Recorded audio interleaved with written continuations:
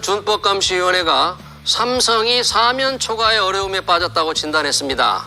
급변하는 경제 상황, 노조의 등장, 직원들의 자신감 약화, 인재 영입 어려움 등을 그 이유로 들었는데요. 삼성전자가 과연 위기를 돌파할 수 있을지 두 분 모시고 토론해 보겠습니다. 삼성전자 상무 출신으로 국회의원을 지낸 양향자 의원, 그리고 이인철 참 좋은 경제연구소장 나오셨습니다. 어서 오세요. 네, 고맙습니다. 삼성전자 주가만 보면 위기론 정말 실감납니다. 외국인들이 26거래일째 팔아치우고 있는데요. 주가만 우리가 판단할 건 아니지만 삼성전자, 삼성그룹 정말 위기라고 생각하시는지 우리 양향자 의원님 삼성전자에서 오래 계셨는데 네. 어떻게 평가를 하고 판단을 해야 할까요? 국민 모두가 이렇게 인식하고 있듯이 위기인 것은 분명해 보입니다. 예. 그리고 특히 이 위기의 상황이 과거의 실적 악화와는 양상이 다르다는 것이 특징이고요. 그 과거 삼성반도체 실적 악화는 대부분 뭐 글로벌 경기라든지 반도체 예. 사이클의 영향에 의한 것이었는데 그랬기 때문에 실적이 악화되더라도 경쟁사도 같이 좀 어려움을 겪었고 점유율이나 시장 지배력에 있어서 이제 최초로 그 메모리 1위에 오른 그 1993년도 네. 이후에 이제 흔들린 적은 없었는데 그리고 때로는 반도체 산업의 다운턴이 삼성의 지배력을 더욱 강화하는 기회까지 되기도 했었는데 예. 이제 이번 위기가 정말로 위기인 것은 경쟁사인 하이닉스의 영업 이익을 이게 역전당했단 말입니다. 그리고 예. 점유율 격차도 대폭 축소되고 있다는 점에서 양상이 정말 크게 다르다는 거 저도 놀라고 있습니다. 예. 그리고 이제 삼성에서 사장 하셨던 분들도 나오셔서 그래도 한 분기에 9조 원 이상을 이익을 냈는데 3분기에 그랬잖아요. 네, 많이 번 거 아니냐. 이런 얘기도 하시는데 네. 그래서 이게 위기라고 자꾸 조장이 되니까 이게 시가총액이 300조에서 400조에 그치는 것이다. 이런 일리 말씀도 하시긴 합니다만 네. 그럼에도 불구하고 위기는 맞습니다. 위기다. 네. 네. 지금 양 의원 말씀대로 사실 삼성전자 영업이익으로만 보면 작년에 6조 한 5천억. 근데 올해는 이제 30조 원 후반대니까 이익은 오히려 늘어나는데 느끼는 거는 굉장히 위기감이 높단 말이죠. 주가가 이제 그걸 대변해주고 있는데 전체적으로 어려운 게 아니라 경쟁사는 더 좋아진다. 왜 삼성전자만 이렇게 나빠지느냐. 그런 면에서 위기감을 크게 느끼는 것 같습니다. 맞습니다. 정말로 이제 지난해 이 성적만 놓고 보면 반도체 부분에서 이제 15조 원 가까이 적자 냈지만 수장이 나서서 사과까지는 하지 않았어요.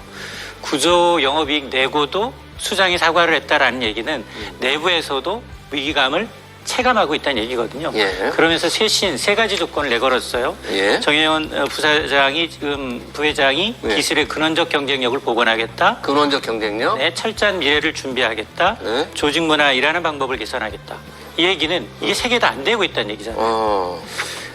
삼성하면 상징하는 게 초격차 기술, 예. 혁신, 1등, 품질 이게 흔들리고 있다는 얘기고 예. 철저한 미래를 준비하겠다? 야 그러면 미래도 좀 불확실하다는 얘기야? 예. 여기에다가 조직 문화도 예전만 못하다라고 인정하는 꼴인데 반도체 시장의 패러다임이 좀 바뀌고 있어요. 예. 삼성이 찍어내면 옛날에는 줄 서서 사갔던 고객들이 지금은 달라졌습니다. 그런 범용 반도체는 이미 수요가 너무 넘쳐나서 이제 PC라든가 스마트폰이라든가 이런 거는 이미 수요가 꺾인 상황에서 이제 이 범용이라고 해서 중국은 어쩔 수 없이 미국의 견제로 인해서 자가 발전해야 되는 상황이에요. 그러니까 중국 업체들이 이 시장을 또 잠식하고 있습니다. 중국 업체들 쫓아오는 맞습니다. 거죠. 계속. 그런데 이제 AI를 필두로 한 이 고부가가치, 예. D램의 최대 5배 이상 이윤이 남는 이 시장은 이미 삼성이 넘버 2가 아니라 넘버 3로 밀리고 있어요. 마이크론도 안 된다 이거죠. 그렇습니다. SK 하이닉스가 주도권을 쥐고 있고 이제 마이크론까지도 지금 엔비디아라는 예. 이 엔비디아라는 이제 인공지능 칩 선도 업체한테 지금 납품하고 있는데 아직도 지금 삼성전자는 엔비디아의 승인만을 기다리고 있는 상황이거든요. 여기다 설상가상으로 5년 전 파운드리 1등 선언하면서 TSMC 좀 잡아보겠다라고 얘기했는데 격차 더 벌어지고 있고요. 네. 수율은 또 떨어지니까 고객이 이탈하고 있습니다. 그러니까 당초 약속했던 텍사스의 파운드리 공장 생각해보니 사겠다는 고객이 없어서 2년 연기. 연기했거든요. 네, 공장, 맞습니다. 건설. 자, 이러다 보니까 야 이게 뭐지? 30년 동안 부동의 글로벌 넘버1이 아성 자체가 흔들리는 것도 문제인데 이 위기를 타개할 만한 리더십도 안 보인다라는 게 지금 시장의 평가거든요. 왜 그러면 그런 상황이 생겼을까? 지금 우리 이인철 소장도 말씀하셨지만 HBM 시장에서는 아까 SK 하이닉스 심지어 마이크론도 지금 이미 납품을 시작했는데 삼성전자는 못하고 있고 뭔가 미래 비전도 안 보이고 왜 이런 상황이 생겼을까요? 왜 HBM 같은 경우는 정말 SK 하이닉스가 이렇게 뒤질 수밖에 없었어요? 무슨 문제가 있습니까? 삼성 내부. 역사를 돌이켜 생각을 해보면 1983년 28 동경선언으로 메모리 반도체를 시작한 이후에 예. 1993년도 그러니까 딱 10년 만에 세계 1등을 자리를 차지합니다. 그 이후로 2024년이니까 31년째 1등을 하고 있는 상황이거든요. 예. 그런데 그 1등에 좀 젖어 있었던 거 아니냐라는 외부 내부 1등의 안주. 안주하고 있었던 거 아니냐라는 그런 비판도 있고 예. 결국 그 반도체의 성능으로 인해서 15년마다 새로운 시대가 열렸습니다. 15년. 15년마다 왜 그러냐면 반도체의 무어의 법칙에서 보면 15년마다 1000배의 성능을 가져오기 때문에 메모리 반도체의 경우가 그렇기 때문에 77년도에 PC가 등장하면서 인터넷과 결합해서 PC 혁명. 그리고 92년도에 이제 정확하게 15년도에 디지털 기술이 나오죠. 예. 그것과 또 전자산업이 결합되면서 디지털 혁명이 일어납니다. 네. 그로부터 15년 후가 2007년 스마트폰이 나오면서 융합 기술로서 전체적으로 이제 모바일 혁명이 일어납니다. 예. 그로부터 15년이면 22년이거든요. 정확하게 22년도에 예. AI 혁명이 시작됩니다. 15년 만에 우리는 그걸 통칭해서 4차 산업혁명이라고 얘기하지만 실제로 AI 혁명이거든요. 예. 자, 그러면 이게 15년 후를 예측을 하고 준비해야 되는 게 이 글로벌 빅테크 기업들의 일이거든요. 15년 앞을 내다보고 네, 그러면, 기술 네. 개발을 해야 된다. 22년 같으면 22년을 대비하는 것은 2000년도 중반부터 이루어져야 돼요. 그런데 이 SK 하이닉스가 엔비디아 고객 확보로 HBM 시장을 선점하고 이런 상황을 보면 예. 정확한 그런 어떤 통찰이라든지 예. 미래 준비가 좀 어려움을 겪었었던 것 아니냐. 삼성전자는 그거를 네. 못했던 거다. 그렇죠. 그러니까 이제 근데 이제 그러면 과거에 이런 주도권을 못 잡았으면 네. 그럼 앞으로는 어떻게 될 거냐? 예. AI 시대 반도체 주도권에서 당분간 저는 굉장히 고전할 거라고 봐요. 삼성전자가? 네. 그리고 이런 일이 왜 일어났느냐? 결국 2019년도에 예. 사실 HBM 연구개발팀의 축소가 있었습니다. HBM 팀. 네. 근데 그때 아시겠지만 이제 문재인 정권에서 파운더리 산업에서 파운더리 기술에서 TSMC를 능가하겠다. 따라잡자 2030년도까지 선언을 하고. 사실 선언한 다음에 기술 인력들도 이동을 했지만 파운드리 쪽으로. 실제로 집중을 해야 되는 상황이었습니다. 파운드리 사업이. 그렇기 때문에 사실은 상대적으로 메모리는 약화될 수밖에 없었을 거다라는 예측은 되나 예. 이 AI의 시대가 이렇게 빨리 전개될 것이라고 예측을 못한 것도 사실은 삼성전자 사실이었다고 예상을 봅니다. 못했네요. 네네. 근데 이제 선도기업에서는 있을 수 없는 실수라고 얘기를 하고 있고요. 그리고 시장 변화 대응에서 내부 의사결정 체계에 비율에 문제가 있었을 가능성이 매우 높다. 근데 이 문제를 빨리 해결하지 못하면 네. 결국은 앞으로가 더 무서운 일이 다가오고 있을 거다. 근데 이게 삼성전자의 문제가 사실 대한민국의 위기를 같이 이렇게 동교화돼 있기 때문에 수출의 20%나 그럼요. 네, 그래서 대한민국의 위기로 간다. 그래서 이걸 빨리 이 문제를 걷어내야 된다라고 다들 이구동성 얘기하고 있습니다. 빨리 걷어내야 되는데 이제 네. 과연 해법이 있을지 방금 얘기한 어떤 15년의 큰 산업의 변화를 미리 예상을 해서 뭔가 대비를 했어야 하는데 못한 결과가 HBM에서 바로 SK하이닉스에 뒤졌는데 왜 그런 의사결정에 체계에 문제가 있었을 것 같아? 왜 그런 문제가 생겼을까? 혹시 삼성의 조직 문화가 좀 바뀐 거 아니에요? 옛날에 1등 계속하던 그 조직에 그런 파이팅이 없어진 거 아닙니까? 그래서 우리가 늘 이제 시대를 이제 주도하는 리딩 업체가 망하는 이게 역사는 반복이 돼요. 과거에 핀란드의 노키아가 2G에서 3G로 전환이 늦어서 한순간에 휘청했고요. 예. 그다음에 지금은 종합반도체 회사의 위기입니다. 삼성전자만이 아니라 설계부터 시작해서 생산, 패키징하는 종합적으로 하는 반도체. 인텔과 삼성전자가 지금 둘 다 흔들리고 있어요. 인텔도 지금 매물로 나와 있을 만큼 굉장히 취약합니다. 예. 인공지능 산업, 과거에는 정말로 공급자 위주로 내가 잘 만들어라고 성능이 좋으면 다 왔어요. 웃돈 주고 사갔어요. 그런데 지금은 정말로 내가 원하는 게 아니라 수요자 중심으로 예. 내가 원하는 설계 줄 테니 이걸 빨리 만들어 주세요. 라는 시장으로 바뀐 거예요. 예. 여기에 이제 인공지능이 한 몫을 하고 있습니다. 이게 그동안은 이제 CPU 경쟁력이었다면 모든 데이터를 AI가 이제 모든 사람이 연결되다 보니 더 많은 데이터를 더 빠른 속도로 발열 없이 효과적으로 하기 위해서는 지금까지 갖고 있던 메모리, 반도체를 겹겹이 쌓아가면서 예. 굉장히 빠른 속도로 이제 처리해야 되는 그게 필요한데 그게 바로 얘기한 고대역폭 메모리인데 HBM. 맞습니다. 예. 이 시장의 80%를 엔비디아가 점유하고 있어요. 예. 그러니까 지금 시장은 과거에는 인텔과 삼성전자 주도로 고객이 모였다면 지금은 엔비디아 주도로 그럼 지금 봐서 엔비디아가 갑인 거예요. 예. 삼성도 엔비디아 승인만 내주기를 지금 기다리고 있는 겁니다. 왜냐?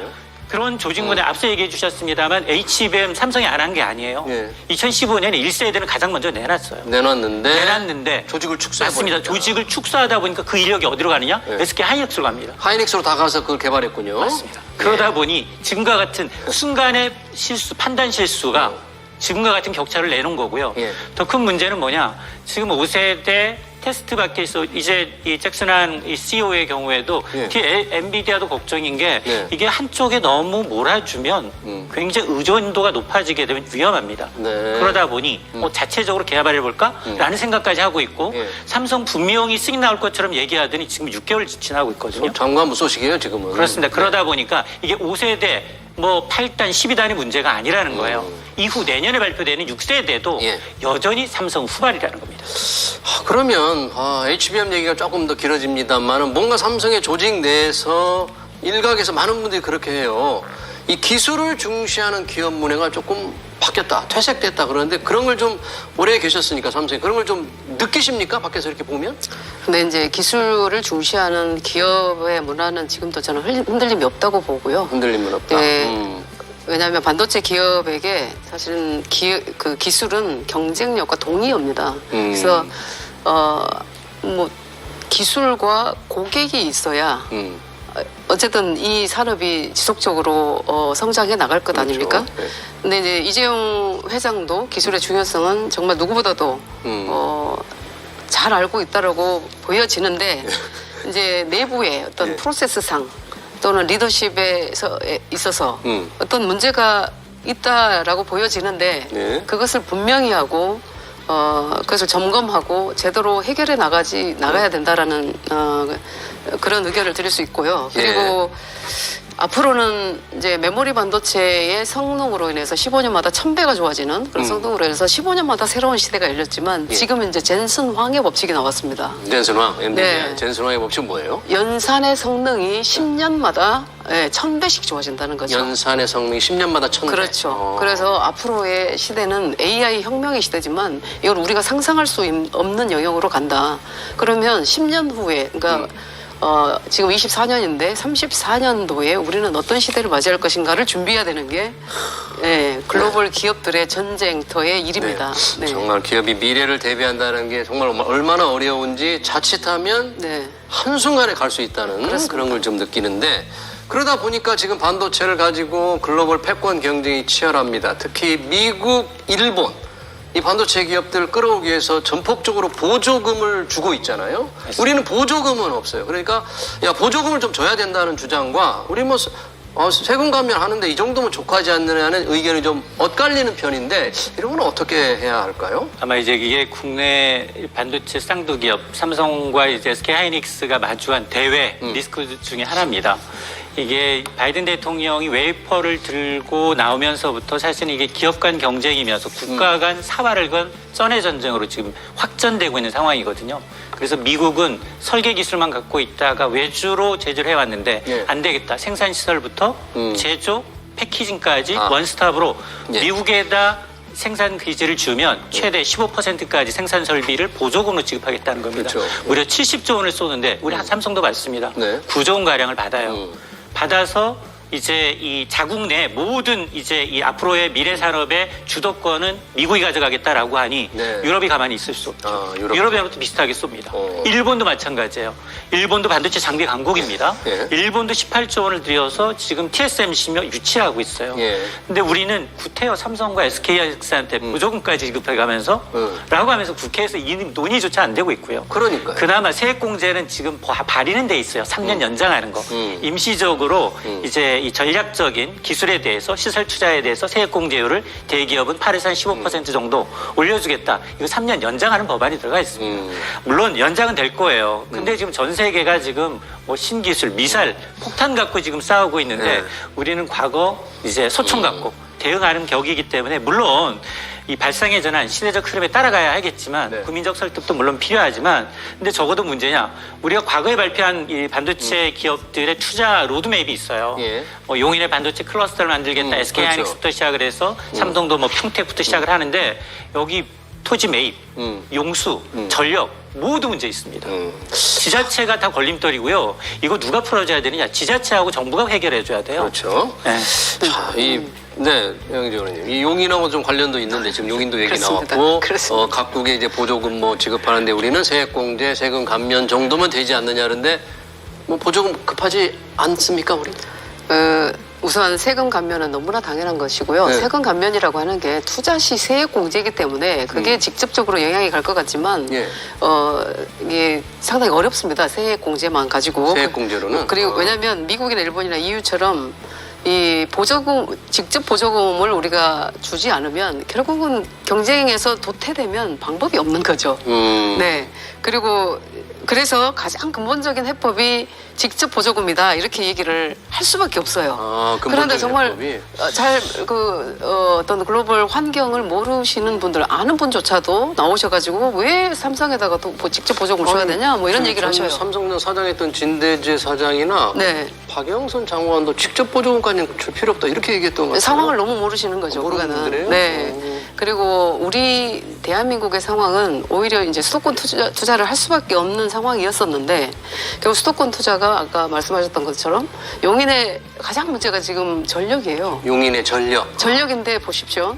한전은 우리는 이 부채 가지고 아무것도 할 수 없다. 빚 때문에. 네, 빚 때문에 아무것도 할 수 없고 그다음에 산자부는 한전이 이거를 오케이 해줘야 우리는 할 수 있지 않겠냐. 그런데 아무리 그렇게 해도 예. 기재부에서 직접 보조금을 주지 않으면 끝나는 거거든요. 그래서 법안으로 이거를 제대로 법안을 내서 대책을 세워야 되는 것이고 예.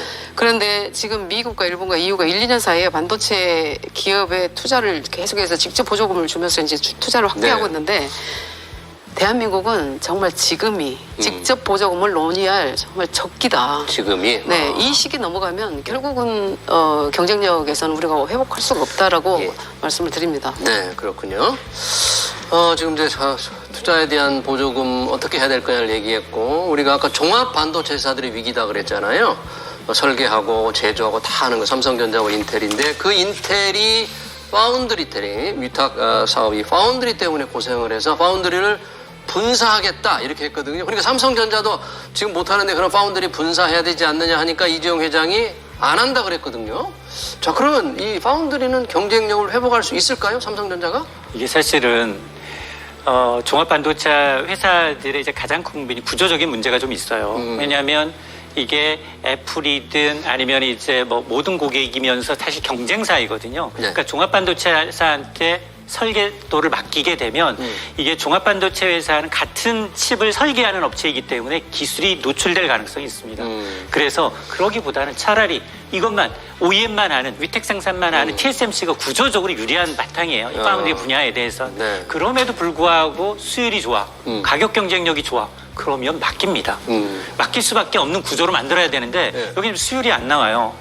수율이 안 나오고 그리고 지금 투자해보니 비용이 계속 5년째 계속 손실만 나고 있으니 이걸 줄이고 있다는 겁니다. 네. 전 세계적으로 이제 해외에 나가 있는 한 14만여 명의 이제 이 삼성전자 관련 인력들의 10%가 줄었어요. 예. 자, 그러면 이 고객들 입장에서는 저게 뭐지? 삼성이 이 분야에서 지금 손을 떼나? 이런 생각을 할 수밖에 없습니다. 그래서 나온 질문이었던 거예요. 고객사. 인텔조차도 똑같은 거고. 네. 물론 이 TSMC의 모토는 뭐냐? 절대 고객과 경쟁하지 않는다라고 이렇게 투명하게 하기 때문에 누구나도 반도체 패킹은 대만 TSMC로 갑니다. 예. 그럼에도 불구하고 삼성전자가 그나마 11%에서 17% 정도까지 점유율을 높일 수 있었던 건 수율이 나쁘지 않았어요. 초기에는. 네. 초기에는 수율이 나쁘지 않고 가격 경쟁력도 돼요.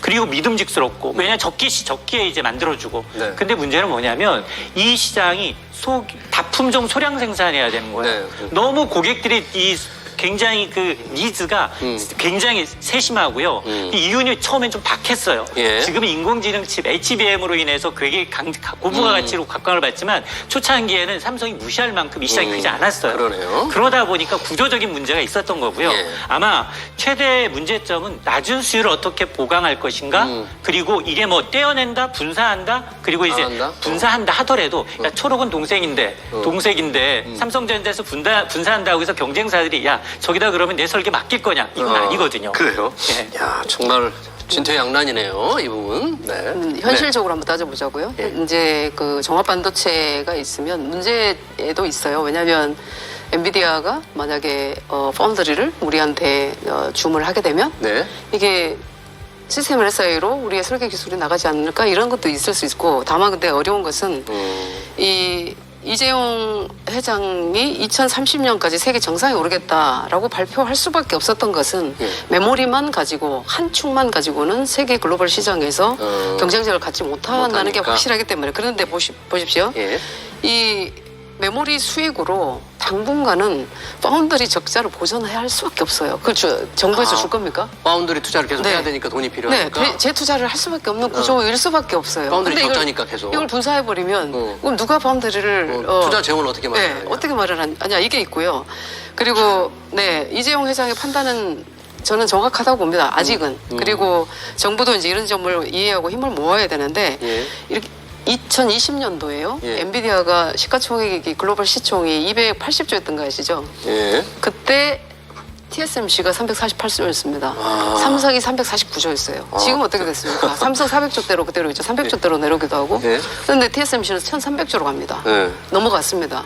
그리고 4,000조가 넘어갑니다. 엔비디아. 엔비디아는. 이런 상황을 보면 결국은 이제는 산업의 패러다임이 시스템 IC를 필요로 하는 그 산업으로 급격하게 전환하고 있는데 예. 이미 그렇게 가고 있는데 우리가 대응을 못한다 그러면 대한민국은 기회가 없는 거죠. 네. 대응을 네. 해야 된다. 네. 대응 관련해서 이제 여러 가지 얘기들이 지금 나오고 있는데 삼성 준법감시위원회의 발간 보고서를 하나 인용해 보겠습니다. 뭐라고 했느냐? 컨트롤 타워를 부활해야 된다. 그리고 이재용 회장이 삼성전자 등기 임원으로 복귀해야 된다. 이게 뭐 지배구조 개선이라고 주장을 했는데 이 부분 컨트롤 타워의 부활.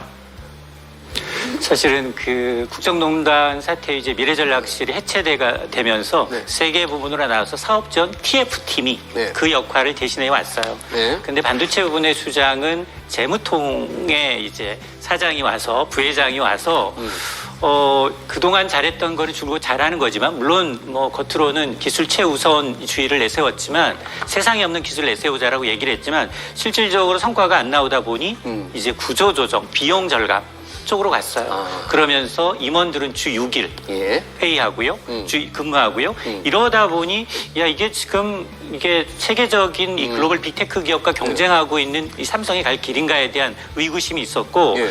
이게 분산된 의사결정 결정이라는 게 신속한 대응이나 혁신을 저해했기 때문에 당연히 지금 전 삼성의 의사결정 과정을 보다 투명하게 하기 위해서는 이제 뭐 컨트롤 타워의 부활과 그리고 이재용 회장이 등기 임원 하는 거는 등기 임원의 복귀 필요성은 타당한 지적이라고 봅니다. 네, 타당하다. 왜냐하면 당연히 이제 정확하게 내가 책임을 지고 있어야지 그 결과에 대한 책임을 다시 오너가 지는 것이기 때문에 등기 임원이 지는 것이기 때문에 저는 이제 매우 시지역절했다고 보는데 근데 문제는 이런 변화를 과연 효과적으로 이제 이 거두기 위해서는 실행력이 중요한 거잖아요. 실행력. 네, 누가 할 네. 것인가, 네. 지속적으로 이제 어떤 비전을 보여줄 것인가, 이에 대한 해답을 내야 되는 거죠. 예.